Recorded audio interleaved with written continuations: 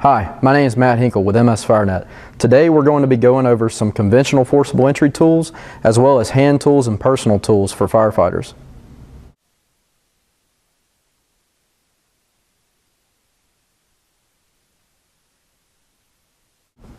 Let's start with conventional type tools like the axe, Halligan, and TNT or Denver tool.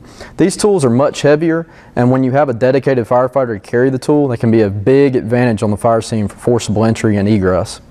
The flathead axe comes in at about 8 pounds, right at 8 pounds, and is great as a striking tool on both the rear of the axe for forcible entry and a cutting tool for the blade side. The Halligan tool is probably one of the most popular tools in the fire service today. Originally designed by an FDNY firefighter, Hugh Halligan, this tool is being used all over the country and comes in at about 10.3 pounds. There's a multitude of uses for this, and it's pretty much limited to your imagination. It is a little bit heavy, and you do somewhat need a dedicated firefighter to carry this tool. This is a TNT or Denver tool. It is a little bit heavy at about 10.7 pounds, but it has a lot of uses. Built-in closet hook or short pike pole as we call it. You can pry with the pinch in.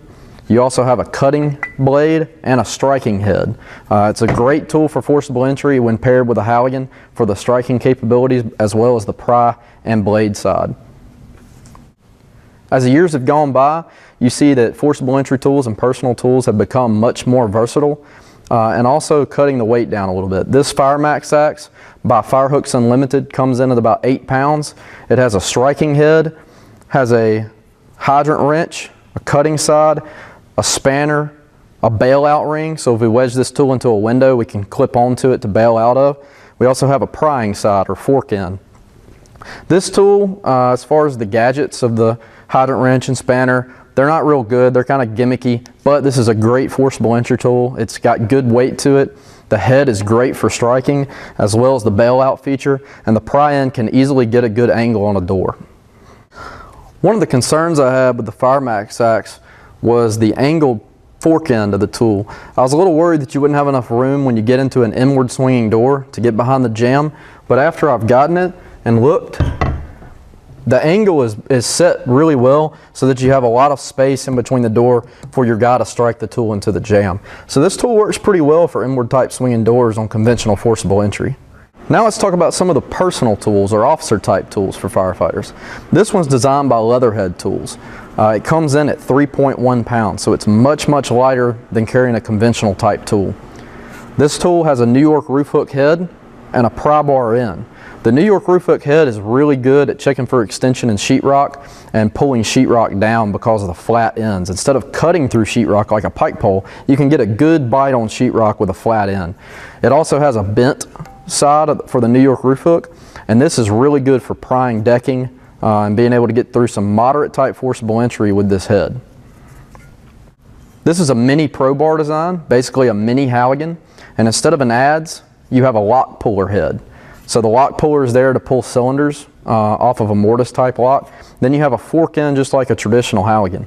This tool is also right at 3 pounds, so it's very light, and it works really well at pulling cylinders on doors. You can use this for moderate forcible entry or egress as a personal tool for firefighters. This tool is the original officer's type tool by the FDNY. This tool features a lock puller head, so we can pull cylinders with the lock puller, has a pry bar end, has Celtic's grip, and then inside the Celtic's grip is a key tool. Once you pull the cylinder off the lock to go through the lock as a through the lock method, you have a key tool here to be able to access the lock mechanism to open the door. This tool also works fairly good for egress and getting through sheetrock, checking for extension. But besides that, heavy forcible entry, it's not going to be real good at because it's not a very big tool. It's only about 3 pounds. I'm going to show you something with these tools, the mini pro bar and the officer's type tool from New York. Oftentimes people wonder why the spike is absent on the officer's type tool from New York style. If you're pulling lock cylinders trying to go through the lock with this type of tool, you can run into a problem.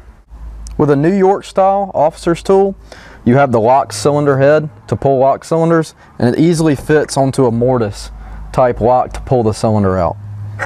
On the Mini Pro Bar, there can be a little bit of a problem with the spike because if you're near a jam trying to pull a cylinder, the spike can get in the way of the door frame and not let you get to the cylinder very easily. You'd have to turn the cylinder or the tool sideways to be able to get to the cylinder, and it's a little bit more difficult. Okay, an advantage of the mini Pro Bar type tool for the spiked head is that you can use that as an extra point of leverage. If you have an inward type door like this and you get the door open, maybe using the adze type in and torquing down on the door to create a gap, once you get the gap created, if you have a keyhole here where the lock went, you might have an extra lock above or below it, but you can get the spike into the keyhole and then pull towards the door, and the keyhole gives you a good leverage point as a fulcrum to push this door open. You can also use this spike in the actual door jamb by making a triangle between the adze or lock cylinder head and the spike.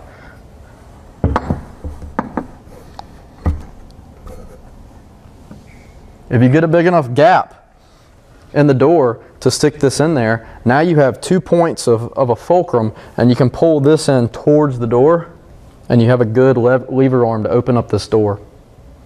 For conventional forcible entry, something we see all the time is a Halligan tool paired with a flathead axe. We call this the irons. It's used all across the country and is probably the most popular tool combination in the fire service.